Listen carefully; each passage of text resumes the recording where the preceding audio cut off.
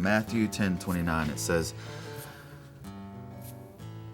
"Is not 2 sparrows bought for a penny, and not one of them hits the ground without your Father's will." Not one of them.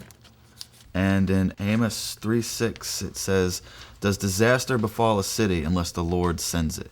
And Romans 8:28. Bonnie, do you have that scripture? Yeah. And we know that in all things God works for the good of those who love him, who have been called according to his purpose. So you see, it says everything. As the song says, he's got the whole world in his hands. I mean, God wouldn't be so slipshod as to create a world full of chance happenings. Everything passes through God's will. I just don't think that's what the Bible is saying. What? It sounds like you're suggesting that God is the cause of everything that happens to us. I can't agree with that. I believe things happen that are outside of his perfect will. Like what happened a few weeks ago. Yeah, Alan's right. The Air Florida plane crash is a perfect example. For me, that crash clearly occurred due to human error. God can't cause people to make mistakes. God is entirely in control. I mean, if you believe otherwise, then you're saying that we could get in the way of God's plan. I mean, where would that put God's sovereignty? I mean, he's a sovereign God, Rudy. He has control of everything. Alan, you saw the Flight 90 plane go down, and we've been hearing you talk about how it's haunted you these past few weeks.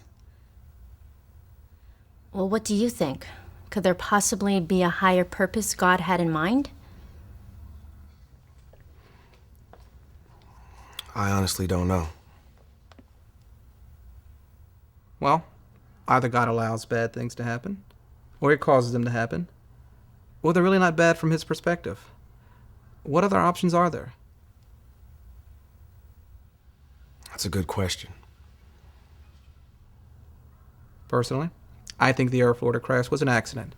God allowed it to happen, maybe, but it wasn't his will that the plane went down. There are no accidents. I mean, Scripture backs it up. Look, we should be able to put this into some context of faith. I mean, Alan, you were there.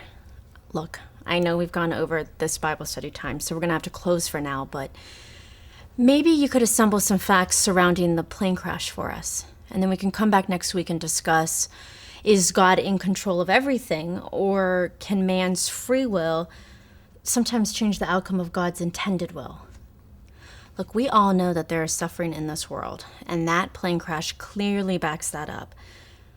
But maybe we can focus on where God is in the midst of that suffering. Alan, what do you think? Will you do that for us? Wow. It won't be easy.